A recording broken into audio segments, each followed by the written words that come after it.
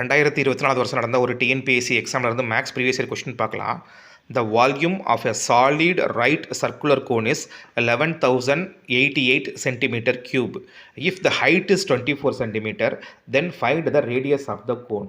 அப்போ ஒரு கூம்பை நம்ம கையில் எடுத்துக்கிறோம். அதோட வால்யூமுக்கு ஃபார்முலா என்ன? ஹைட்டையும் ரேடியஸ் மட்டும் தான் நம்ம செய்ய போகிறோம். அப்போ வால்யூம் = 1/3 பை r²h. அவங்க என்ன கொடுத்துட்டாங்க?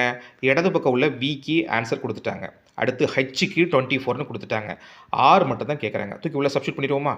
அப்போது 11,088 = 1/3 × π × r²h. ஹைச் எவ்வளோன்னு கொடுத்துருக்காங்க?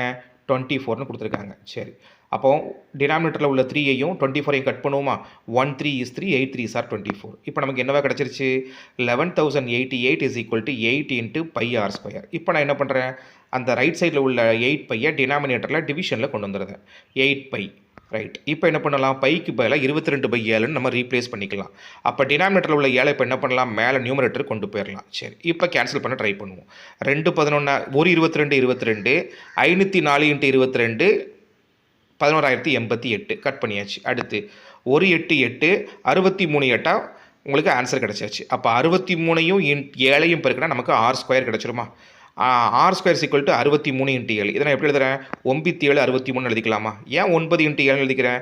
நமக்கு r² தானே கையில் இருக்குது. அப்போ r வேணா √3² × 7². அப்போ 3 × 7 இவ்வளவு 21.